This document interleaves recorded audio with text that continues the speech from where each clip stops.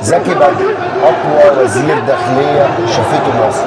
اسمع الفيديو ده للاخر وقول لي رايك في التعليق. الدلاديل والشواذ جنسيا والحراميه والهبل والشيوعيين والنصابين والمهربين واللي بيقبضوا العملات جزء من قاموس شتايم أقوى وزير داخلية في تاريخ مصر وأكثر شخصية أثارت الجدل في نظام مبارك، زكي بدر، شتام بدرجة وزير داخلية. امتلك لسان حاد استخدمه ضد كل رموز الدولة تقريبا، من صحافتها لمعارضينها لرجال حكومتها المقربين. خاض في أعراض الجميع وهددهم بفضحهم وكشف أسرارهم بالصوت والصورة. محدش كان قادر عليه بسبب صوته العالي وقبضته اللي خلته يهين الكل، كبير وصغير، ويرفع جزمته في وشهم حرفيا مش مجازا على مرأى ومسمع من الجميع. كان أول وزير داخلية يصدر أوامره باعتقال أسر المتهمين وتعذيب النساء والأطفال وتجريدهم من ملابسهم في أقسام الشرطة. وكان أول وزير يقول إنه أصدر أوامره بقتل 1% من الشعب وقتل أي حد مربي دقنه ولابس جلباب. زاد في تطاوله وجموحه لحد ما لسانه وقعه في شر أعماله وتمت الإطاحة بيه بصورة غير متوقعة. صديقي المشاهد، لو عايز تعرف مين هو اللواء زكي بدر وتعرف سر تمسك مبارك بيه وتعرف دوره في ترويض الجماعات الإسلامية بعد مذبحة أسيوط وإزاي قدر يستعيد سيطرة النظام على المحافظة اللي انشقت عن الجمهورية وأصبحت دولة في حد ذاتها، وتعرف كمان دوره في أحداث الأمن المركزي، إن هو إزاي قدر يروض أهم رموز مبارك ويخليهم يخافوا منه، وتكتشف بنفسك إيه هو الاتهام الخطير اللي اتهمه لصفوة الشريف وإزاي خلاه ما يقدرش يرفع عينه فيه، وتشوف بنفسك السبب الحقيقي اللي خلى مبارك يتخلى عنه في النهاية، يبقى لازم تتابع معانا فيديو النهاردة للآخر. ولكن كالعادة قبل ما نبدأ حلقتنا ما تنسوش تعملوا لايك للفيديو واشتراك في القناة وتفعلوا زر الجرس علشان يوصل لكم كل جديد.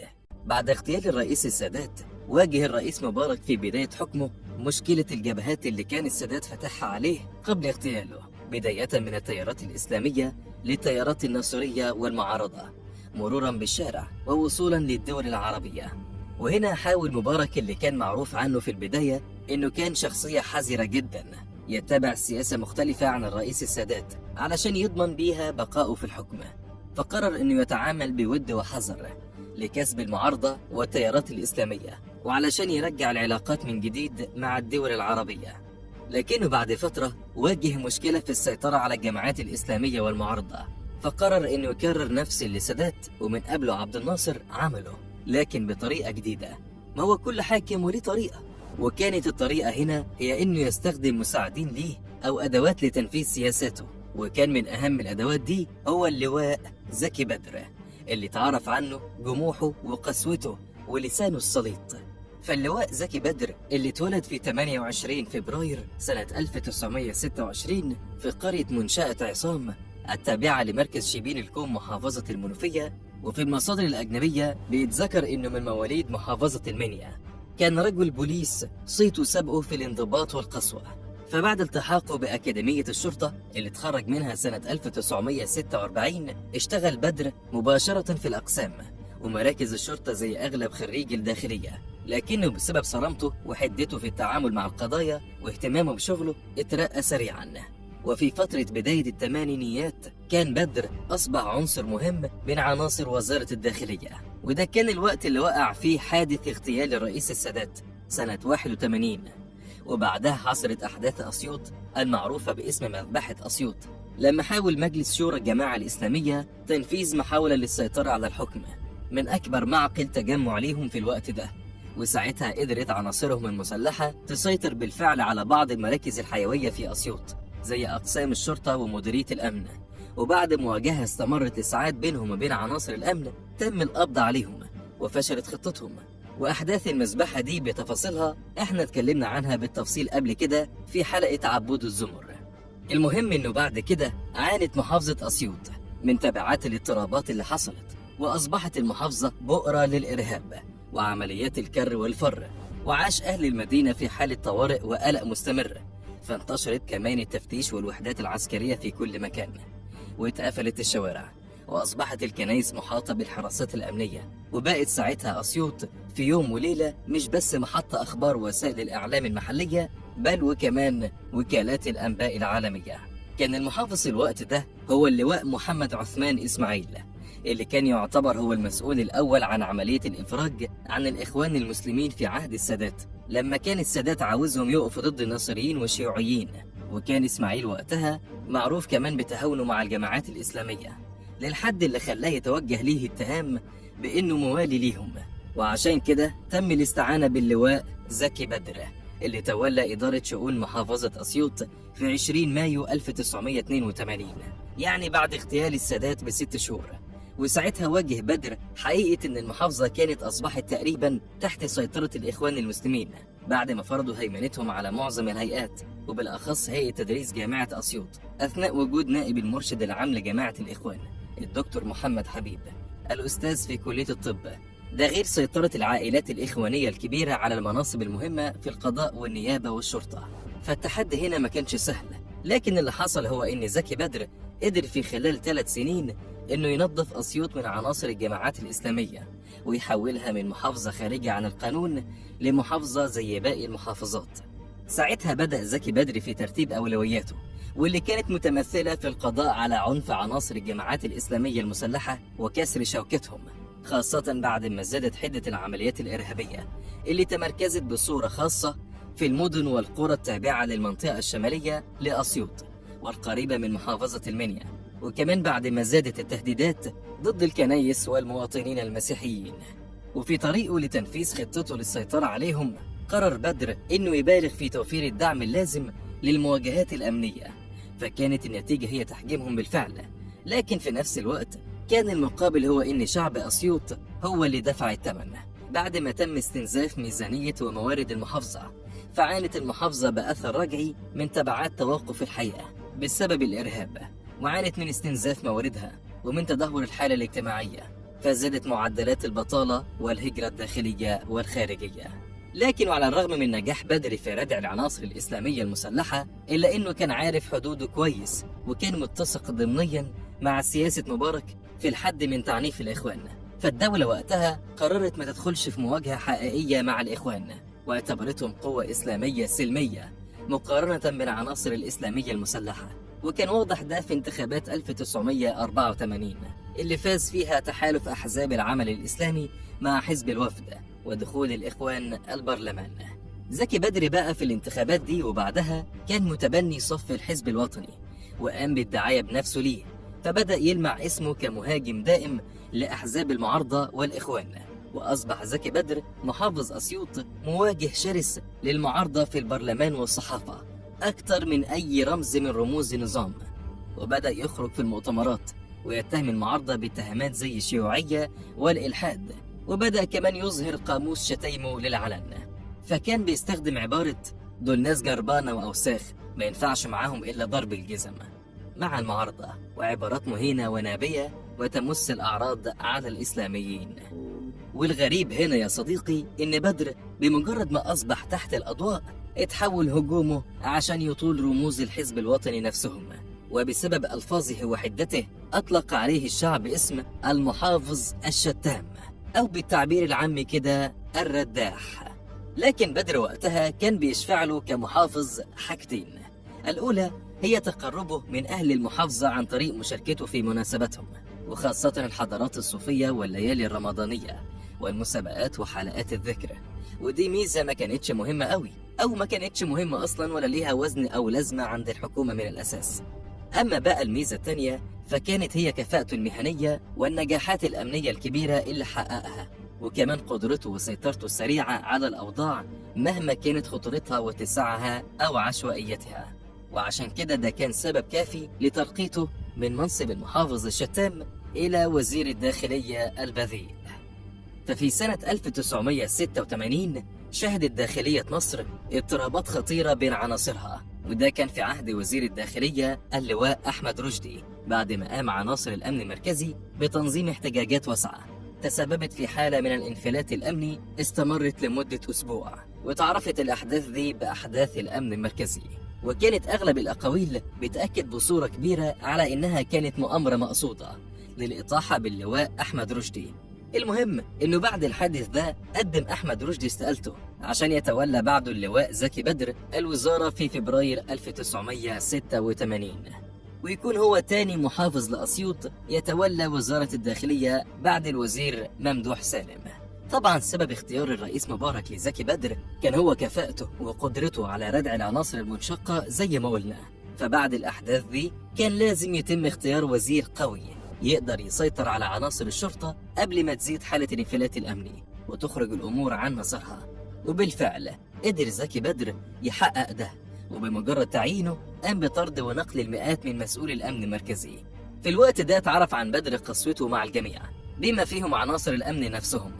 ويمكن من أشهر الحوادث اللي حصلت وأظهرت الجانب ده من شخصيته كانت حادثة ابن الراقصة الشهيرة اللي اتكلم عنها الكاتب الصحفي حسين عبد القادر، لما قال إن زكي بدر وصلت له معلومات عن واقعة فساد في الوزارة، والواقعة دي كانت عبارة عن التحاق ابن راقصة شهيرة جدا في الوقت ده بكلية الشرطة، وقال التقرير إنه على وشك التخرج. وهنا لما بدر اتأكد من صحة المعلومات دي قرر إنه يقوم بفصل الطالب من الكلية. ومش بس كده، ده كمان فصل ضابط المباحث اللي اعتمد تحريات قبوله. فالابن ده كان والده بينتمي لعيلة كبيرة، وعشان كده حاول الزوج السابق للراقصة ووالد الشاب إنه يدخله الشرطة، واستعان بعلاقاته ونجح في ده. وهنا بعد ما فصل زكي بدر الطالب من الكلية طلب استدعاء ضابط المباحث اللي اعتمد التحريات اللي على أساسها تم قبول الطالب، وأصدر قرار بنقله رغم إنه ما كانش ليه ذنب في الحصل، لأنه ببساطة كان منقول جديد لحظة اعتماد التحريات اللي كانت منتهية بالفعل قبل وصوله، وكانت واقفة على اعتماده ليها فقط. وركز بدري في فترة توليه الوزارة على حربه ضد الإرهاب، ورفع شعار الداخلية تحارب التطرف. وهنا كان واضح إن بدر بينفذ رغبة مبارك، وعشان كده واجه كل فئات المجتمع تقريبا لتحقيق هدف النظام المتمثل في القضاء على الحركات الإسلامية. وأظهر بدر بصورة قاسية جدا مدى عدائه للإسلاميين، للحد اللي خلاه يتم وصفه في الصحف الغربية بالوزير الذي أذل التيارات الإسلامية.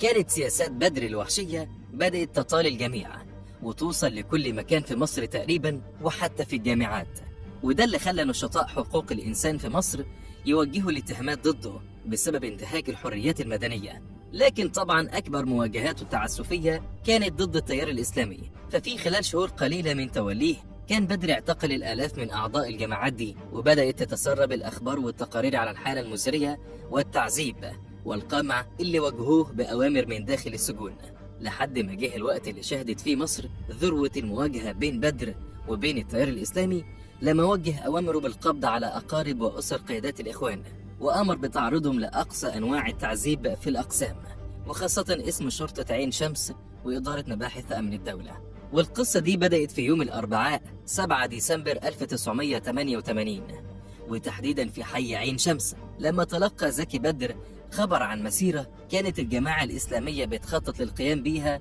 في اتجاه قصر القبة الرئاسي للمشاركة في الانتفاضة اللي حصلت وقتها في مصر لدعم القضية الفلسطينية. طبعا وقتها خاف بدر وحس بالخطر من إن العناصر دي ممكن تقوم بأي أعمال تخريبية أو تكون مسلحة خلال المسيرة، فأصدر أوامره المباشرة بمداهمة مواقع المنظمين للمظاهرة واللي كانوا متواجدين في حي عين شمس والمطرية والألف مسكن. وبالفعل داهمت الشرطة أماكنهم ونفذت حملة اعتقال واسعة تم القبض فيها على 180 شخص، وتم إغلاق مسجد آدم في عين شمس اللي كان يعتبر مقر لاجتماعاتهم. وبعدها نشرت الوزارة بيان قالت فيه إنه تم ضبط منشورات وأسلحة مع بعض المعتقلين، وإنه حصلت مواجهة مسلحة أدت لسقوط عدد من المتطرفين ومن أفراد الشرطة. وأضاف البيان إنه هيتم تنفيذ عمليات تانية للتمشيط والبحث عن أعضاء الجماعة الإسلامية المطلوبين، وإنه تم فرض حظر التجول في المنطقة. لكن اللي ما ذكرهوش التقرير هو أمر زكي بدر اللي صدر باحتجاز أمهات وزوجات وأطفال وأقارب العناصر اللي هربوا لإجبارهم على تسليم أنفسهم، وكمان ما ذكرش التعذيب الوحشي اللي تعرضوا له لإجبارهم على الاعتراف على أماكن تواجد أقاربهم في قسم شرطة عين شمس، ونقلهم بعد كده لمباحث أمن الدولة عشان يتم تجريدهم من ملابسهم وضربهم وإهانتهم بأبشع الطرق. طبعا الحادث ده ما مرش مرور الكرام زي باقي حوادث التعذيب اللي ارتكبها بدر في حق المدنيين من الشعب المصري والجماعات الإسلامية. فكانت النتيجة هي تعرض بدر لحادثين. الأول كان هيؤدي لإنهاء حياته، والثاني قضى على منصبه. فشدة حملته ضد المتشددين الإسلاميين أدت لاتهام جماعات حقوق الإنسان ليه بإجازة التعذيب في السجون، وانتقل اتهامه من الحقوقيين المصريين إلى الجهات الخارجية. وعلى هذا الأساس اتقدم ضده استجواب في مجلس الشعب. والاستجواب ده بقى كان يعتبر من أشهر الاستجوابات، لأنه شهد على أشهر وصلة ردح في تاريخ البرلمان. ومش بس كده، شهد كمان على أشهر واقعة ضرب بالجزمة، الواقعة اللي فتحت الباب بعد كده لتكرارها في البرلمانات اللاحقة. كان وقتها بدر بيرد على الاستجواب اللي اتقدم ضده من نواب المعارضة حوالين تعذيب السجون، وتطور النقاش كالعادة ساعتها لخوضه في أعراض بعض قادة المعارضة واتهامه ليهم بالفبركة والعمل ضد الدولة. وقام بنشر تسجيلات صوتية لبعضهم، ومنها مكالمة لرئيس حزب الوفد فؤاد سراج الدين اللي شتمه بدر وخاض في عرضه وعرض قريبة ليه. وهنا ما كانش قادر حد يسكته ولا قادر عليه، فقرر نائب الوفد طلعت رسلان انه يتدخل، وطلع للمنصة عشان يحاول يضرب زكي بدر اللي سبقه وضربه على وشه بحذائه ووجه له أبشع الشتايم. وهنا تدخل الدكتور رفعت المحبوب رئيس البرلمان لاحتواء الأزمة وإنهاء المهزلة دي، لكنه فشل، فاضطر لشطب عضوية النائب طلعت رسلان. طبعا حادثة رفع الحذاء في المجلس دي ما كانتش تعتبر شيء جديد أو غريب في عهد الرئيس مبارك، ولا جديدة في مجلس الشعب زي ما قلنا. فالحادثة نفسها اتكررت سنة 2006 مع النائب طلعت السادات اللي رفع جزمته في وش أمين سياسات الحزب الوطني المهندس أحمد عز بسبب لعبه بالبورصة. وفي 2009 رفع واحد من أعضاء الإخوان المسلمين جزمته على عضو الحزب الوطني حسن نشأت بعد اتهامه للمعارضة بأنها بتعمل ضد مصلحة مصر، ده غير أشهر واقعة اعتداء اللي حصلت مع النائب والإعلامي توفيق عكاشة. بعد الحادث ده انقسمت الآراء حوالين مصير بدر لرأيين، رأي شاف إنه كده زودها وأصبح عبء على الحكومة، ورأي قال إن دي كده مش أول تجاوزاته، خاصة وإن بدر كان حصانة عند الرئيس مبارك وكل الدلائل كانت بتقول كده. وكمان بدر كان عارف دايما يأمن نفسه كويس، فمثلا من المرويات اللي كانت بتتحكى عنه إن في مسؤول كبير كان سبق ليه إنه انتقد بشدة الألفاظ اللي بيقولها بدر، ووصفها المسؤول بأنها بذاءة لسان، وقال إنه لو كان رئيس الجمهورية كان أقال زكي بدر فورا. ولما وصل الكلام ده لزكي بدر قرر إنه ينتقم من المسؤول ده، وبسبب منصبه وعلاقته بمباحث أمن الدولة قدر بدر يمسك عليه دليل خليه يختفي عن الأنظار بعد كده. وسلوك بدر ده واللي اتبعوا فيه بعده عدد من رموز نظام مبارك، واللي كان أهمهم حبيب العدلي وزكريا عزمي، كان هو السبب اللي فسر به البعض صمت كبار المسؤولين على تجاوزاته في حقهم بعد ما عرفوا إن أسرارهم في مكتبه بالصوت والصورة. وكان من بين المسؤولين دول صفوة الشريف بذات نفسه، اللي لما اتحرق مكتبه في أحد طوابق مبنى التلفزيون في مسبيرو وقف زكي بدر تحت المبنى وقال بصوت عالي للصحفيين اللي سألوه عن سبب الحريق إن الأماكن اللي فيها مسخرة لازم تاكلها النار من غير سبب. وهنا لما عرف صفوة الشريف بالرد ده ما ردش عليه واكتفى بابتسامة وقال إن دمه خفيف. لكن برضه نرجع ونقول إن تصرف زكي بدر المرة دي كان مختلف، ونتيجته ما عدتش زي كل مرة، وده اللي حذره منه الدكتور عاطف صدقي رئيس الوزراء وقتها، لكنه ما استجابش لتحذيراته. وهنا جه الرد الثاني على عمليات تعذيب زكي بدر للإسلاميين في عين شمس من الإسلاميين نفسهم، وكان الرد هو نصب كمين لموكبه باستخدام سيارة مفخخة في ديسمبر 1989. ووقتها الكمين فشل لما انفجرت المتفجرات قبل ثواني من مرور الموكب، وساعتها ما اتصابش أي حد في الانفجار، وتم القبض على السائق اللي اتضح إنه طالب في كلية الطب عمره 24 سنة، واعترف على باقي المخططين اللي اعترفوا إنهم أعضاء في لجنة الجماعة الإسلامية اللي سبق اعتقالهم قبل سابق وتعذيبهم وتعذيب أسرهم. وهنا قرر بدر إنه يرد على تصرف الإسلاميين بطريقة لا يعقلها أي عقل في الدنيا. عمل إيه بقى؟ خرج بدر بعد الحادث ذا في مؤتمر أقيم في مدينة بنها، وكشف عن خطته لقتل آلاف المصريين وإصدار الأوامر للعمد والمشايخ والخفرة بقتل ودفن كل شخص ليه لحية أو لابس جلباب أبيض. وفي الجلسة المجنونة دي بدأ بدر في سب المعارضة والمحاميين والصحفيين والإخوان، فبدأ بوصلة شتايم ضد جماعة الإخوان ومرشدهم حسن البنا وابن سيف الإسلام والمستشار مأمون الهضيبي. وبعدها اتجه لزعماء المعارضة، وعلى رأسهم إبراهيم شكري ومحمد حلمي مراد وخالد محي الدين. وبعدها جه الدور على الصحفيين زي أحمد بهاء الدين ويوسف إدريس، فاتهم بعضهم بتعاطي المخدرات واستغلال النساء، وكمان طال سبابه النظام نفسه، فسب وزراء في الحكومة ورجال في الدولة كانوا مقربين من مبارك، وتطاول بالسب والقذف وبألفاظ تخدش الحياء على عاطف صدقي رئيس الوزراء، ويوسف والي أمين عام الحزب الوطني، وصفوت الشريف وزير الإعلام، وحسب الله الكفراوي وفاروق حسني وزير الثقافة، والدكتور محمد علي محجوب وزير الأوقاف، وغالبية المحافظين. وقال كمان إنه ناوي يقتل جميع المتشددين الإسلاميين بما في ذلك أعضاء جماعة الإخوان المسلمين. وكشف بدر عن خطته في قتل 530 ألف مصري، وقال أنا عايز أقتل 1% بس من السكان. فكان الخطاب ده بمثابة القشة التي قسمت ظهر البعير.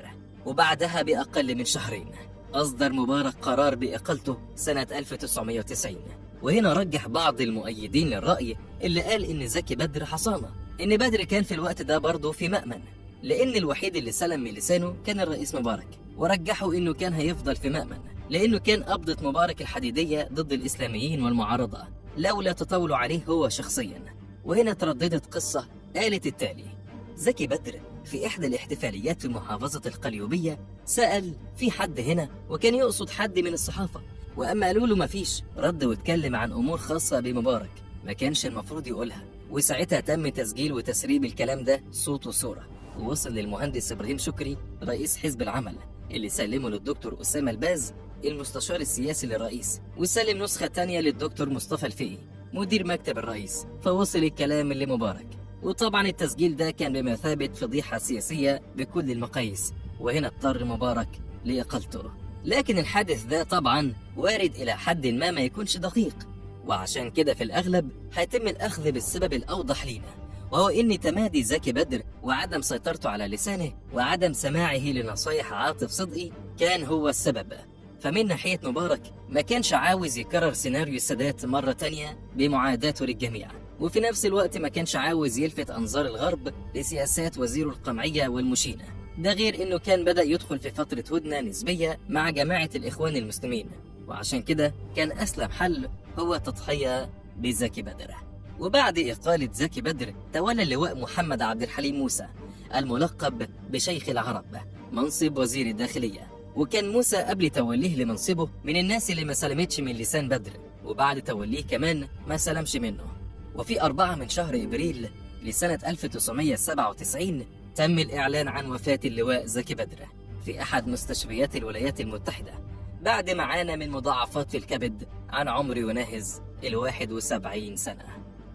وبكده تكون خلصت حلقتنا. أستنى رأيكم. لو وصلت لحد هنا قول لي رايك في التعليق، ايه رايك في زكي بدر بصراحه؟